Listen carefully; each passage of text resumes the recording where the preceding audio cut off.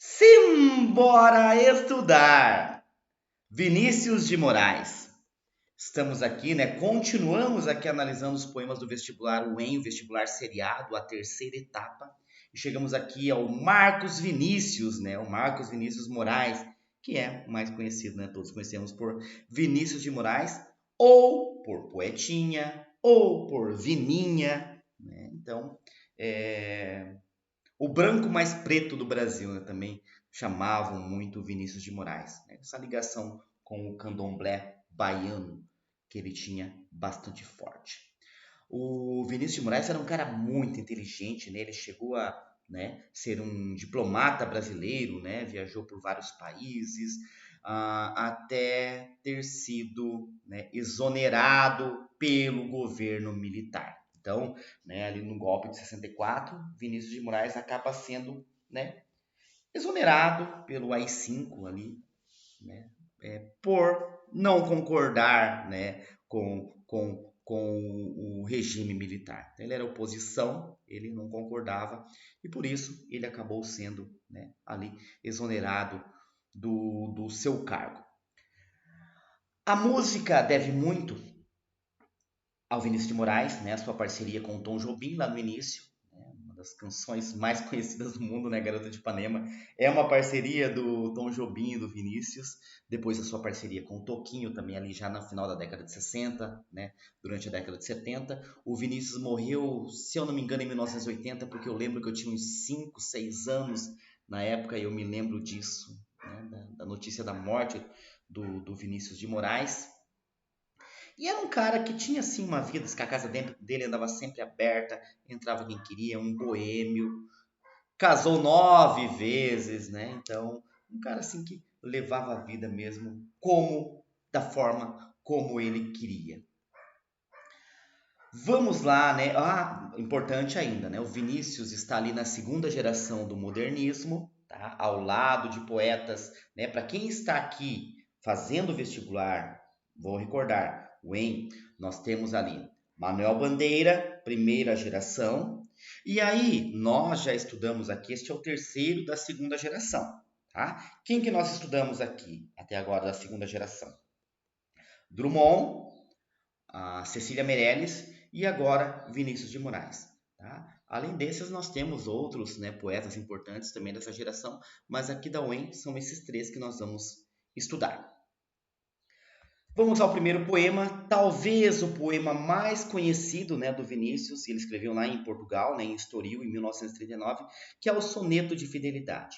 Então observem que na primeira geração, e eu tenho falado isso para vocês, se esquecia toda a forma clássica. Na segunda geração ela tem uma volta. Observa que aqui nós temos, né, um soneto que é uma forma clássica, né? Esse soneto em versos, ó, atento tanto encanto pensamento, A, B, B, A, B, B, A, C, D, C, D, E, tive, convive, D, chama com ama, E, D, C, tá? Então procure com dure, vive com tive e ama com chama. Tá? Esse é um soneto, inclusive, em versos decassílabos, tá? Bem clássico, mas é claro, né? Aí nós vamos ver que o conteúdo não é clássico assim. De tudo ao meu amor serei atento antes. Ó, de tudo ao meu amor serei atento antes. Aqui nós temos um enjambment, né? Continua, né, a ideia aqui no verso seguinte. De tudo ao meu amor serei atento antes. É diferente do que nós, né, lemos assim. De tudo ao meu amor serei atento antes e com tal zelo. Não, de tudo ao meu amor serei atento antes.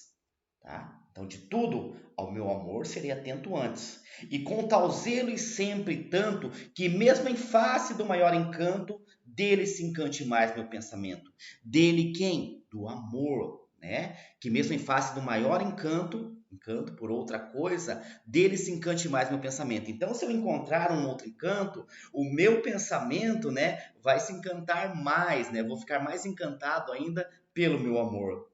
Quero vivê-lo em cada vão momento, todos os momentos da vida, e em seu louvor hei de espalhar meu canto. Já estou espalhando aqui, né, Vinícius? Estou escrevendo esse poema para o meu amor. Esse amor que ele coloca aqui, que não é dedicado especificamente a uma mulher. Então, e observe que é soneto de fidelidade, não é da fidelidade, é de fidelidade, tá? Uma generalização aqui, não é uma fidelidade específica, é de fidelidade. E rir meu riso e derramar meu pranto. Então, ó, rir meu riso, derramar meu pranto. Então, observa aqui, né, a presença da antítese. Rir meu riso, derramar meu pranto. E outra, né, além da antítese aqui, nós temos, né, a presença de um pleonasmo. Rir meu riso, tá? Derramar meu pranto. Ao seu pesar ou ao seu contentamento. Ó, outra antítese. Pesar, contentamento. Rir o riso, tá?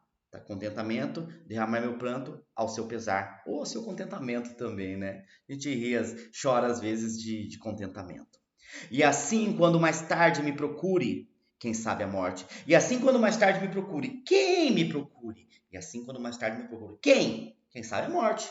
Angústia de quem vive, né? Então me procure quem? A morte. Angústia de quem vive. Ou a solidão. Fim de quem ama. A solidão é o fim de quem ama. Tá? Eu posso lhe dizer do amor que tive. Eu posso lhe dizer, né? Dizer para quem? Para a morte ou dizer para a solidão. Do amor que tive, que não seja imortal, posto que a chama, mas que seja infinito enquanto dure. Né? E esse infinito enquanto dure, muita gente já usou essa frase na música. É só parar para pensar um pouquinho que vocês vão se lembrar, tá? Então eu posso lhe dizer do amor que tive, que não seja imortal, que não seja imortal, posto que a chama. E ele assume aqui, né, que o amor, muitas vezes não, ele é a chama, posto que é chama, por isso ele não é imortal, mas que seja infinito enquanto dure. E essa é a grande lógica do Vinícius, né, de tantos amores, de 9 casamentos, seja infinito enquanto dure. Segundo poema, há um passarinho, né, e é uma conversa aí com um passarinho, né, está, né, conversando com um passarinho. Esse poema é dedicado a esse passarinho, né, a esse passarinho. Para que viesse na minha janela meter o nariz? Então, ele já faz essa pergunta ao passarinho, né? Para que viesse na minha janela meter o nariz? Porque você veio aqui, rapaz, passarinho. Se foi por um verso, não sou mais poeta, ando tão feliz. Então, se você veio aqui por um verso, cara, eu já tô te dizendo, eu não sou mais poeta. Eu ando tão feliz. Então ele quer dizer aqui que o poeta não é feliz. Tá? Ele não é mais poeta e por isso ele anda tão feliz. Se é para uma prosa, né? Se é para uma prosa, né? Então um verso, agora a prosa. O verso, poeta. A prosa, né? Quem escreve prosa? Não sou Anchieta, nem venho de Assis. Né? Não sou Anchieta, nem venho de Assis. Né? Aqui é a questão do Machado de Assis, nem venho de Assis. Pensando ali também, né, no Francisco de Assis, mas aqui mais na questão do Machado, nem veio de Assis. Deixa-te de histórias, some-te daqui. Então, é o conselho passarinho. Cara, deixa de história, vai, eu não quero essa conversa com você não, conversa fiada. Some-te daqui. O terceiro poema, observem algo aqui muito importante, tá? O soneto de separação é de 1938, de setembro de 38. O soneto da fidelidade é de outubro de 39, então um ano e um mês depois, tá? Então, primeiro vem o da separação e depois vem o de fidelidade, tá? Então, observa a lógica aí. E eu vou falar para vocês que eu gosto mais do de separação do que de fidelidade. Então, não é da separação, é de separação. De repente, do riso fez-se o pranto, silencioso e branco como a bruma, e das bocas unidas fez-se a espuma, e das mãos espalmadas fez-se o espanto. De repente, da calma fez-se o vento, que dos olhos desfez a última chama, e da paixão fez-se o pressentimento, e do momento imóvel fez-se o drama. De repente, não mais que de repente, fez-se de triste o que se fez amante, e de sozinho o que se fez contente. Fez-se do amigo próximo distante, fez-se da vida uma aventura errante, de repente, não mais que de repente. Eu acho esse o grande soneto do Vinícius. Confesso a vocês que eu gosto muito da lírica do Vinícius, mas eu também gosto dos poemas mais sociais do Vinícius, né, com temas sociais que não estão presentes aqui. É só para comentar. Então vamos lá. Soneto de separação. De repente do riso fez-se o pranto. Então, ou seja, olha a oposição aqui. Do riso, né, a antítese da oposição. Do riso fez-se o pranto. Então, do que era risada, né, acabou sendo choro. Silencioso e branco como a bruma. Silencioso e branco como a bruma. Tá? Esse pranto, né, silencioso e branco como a bruma. Tá? Ali, uma questão até de calma, parece, né? A bruma traz essa questão de calma, o branco. E das bocas unidas fez-se a espuma. Pessoal, das bocas unidas fez-se a espuma. Espuma se faz, né, quando a pessoa está com raiva, né? A raiva, a doença lá, faz espuma. E das bocas unidas fez-se a espuma. E das mãos espalmadas fez-se o espanto. Tá? Mão espalmada, tá? Como se, né, a mão espalmada a gente pode pensar de várias formas, né? Quando você dá um tapa, a mão está espalmada, ou quando você faz cálice, né? Ou quando você, né, alguém para, né, a mão está espalmada. Fez-se o espanto. E o espanto, o próprio espanto, né? A gente mostra as mãos espalmadas. De repente, da calma fez-se o vento. Então, onde era calma, o vento se fez, né? Estava parado, o vento movimentou. Que dos olhos desfez a última chama. Que dos olhos desfez. Então, o vento que dos olhos desfez a última chama. Já não tem mais essa chama do amor, esse fogo. E da paixão fez-se o pressentimento. E do movimento imóvel fez-se o drama. Do movimento imóvel fez-se o drama. Então, chegamos ao drama. Esse drama, né? Da separação, do fim de um relacionamento. De repente, e percebam, né, que sempre é do de repente, de repente, de repente, de repente, né, que se repete como uma antítese, como uma anáfora. Eu tô falando de antítese antes, como uma anáfora. De repente, não mais que de repente, fez-se de triste o que se fez amante. Então, ó, e de repente, tudo mudou ali muito rápido, né? Fez-se de triste o que se fez amante, tá? Então, aquela pessoa que amava, que é o amante, fez-se de triste. E de sozinho o que se fez contente. Sozinho o que se fez contente. E agora está sozinho o que se fez contente. Fez-se do amigo próximo o distante. Então fez-se do amigo próximo, aquela pessoa que se contava tudo, o distante. Não conversa, não conta mais nada. Fez-se da vida uma aventura errante. A vida é uma aventura errante, né? Sozinho. De repente, não mais que de repente. Então, de um momento para o outro, né? Há a separação.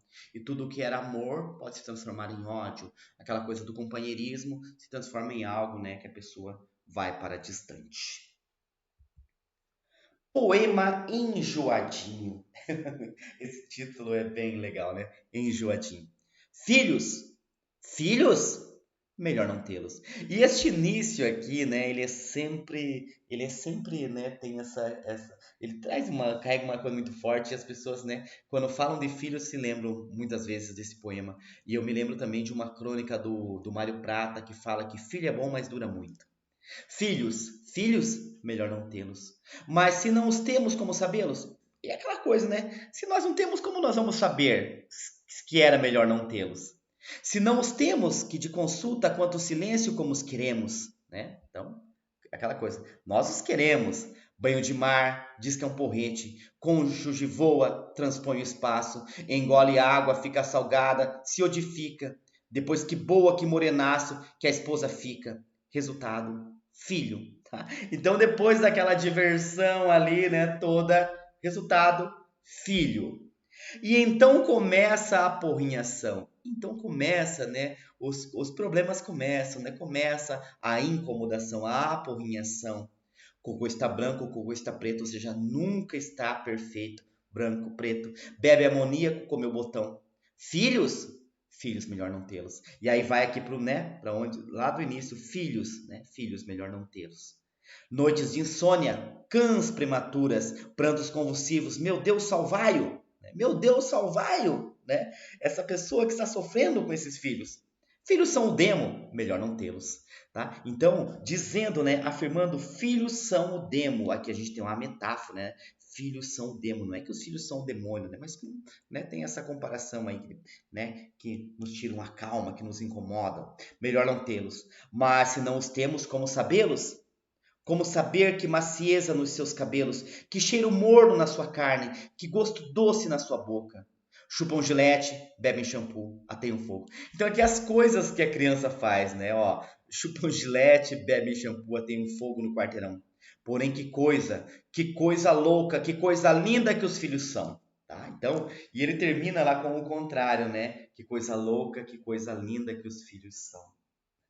Tá? Então, apesar de tudo isso, de toda essa punhação, que é melhor não tê-los, mas se a gente tem, a gente os ama, né? Que coisa louca, que coisa linda que os filhos são. E vamos aqui ao último poema. Pessoal, Hiroshima, tá? No livro está, né, grafado assim. Tá? A grafia é assim, Hiroshima com X, tá? E no meio do poema com SH.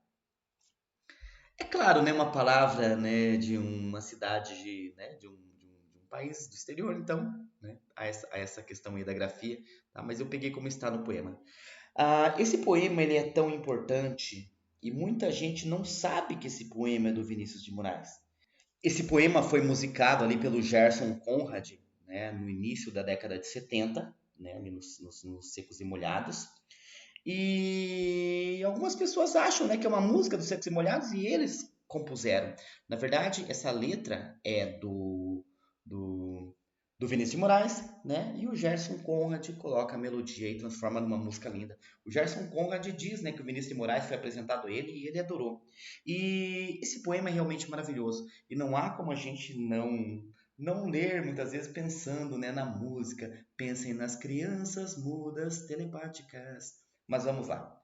A rosa de Hiroshima. Então a rosa de Hiroshima, né? Rosa traz essa coisa né, do do lindo ali, da beleza, do cheiro. E nós vamos nos lembrar, tá? Quem está fazendo o vestibular da UEM aí, né?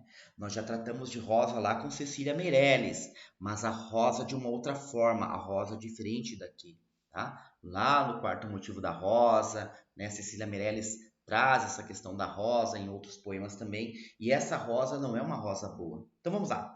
Pensem nas crianças mudas telepáticas. Então, depois do que acontece em Hiroshima, e esse poema foi escrito em 1946, né? Logo após, pensem nas crianças mudas telepáticas, pensem nas meninas cegas inexatas. Então, o que aconteceu com essas pessoas lá em Hiroshima depois da bomba atômica? Pense nas mulheres rotas alteradas, ou seja, as rotas, né, dessas pessoas se alteraram devido à bomba.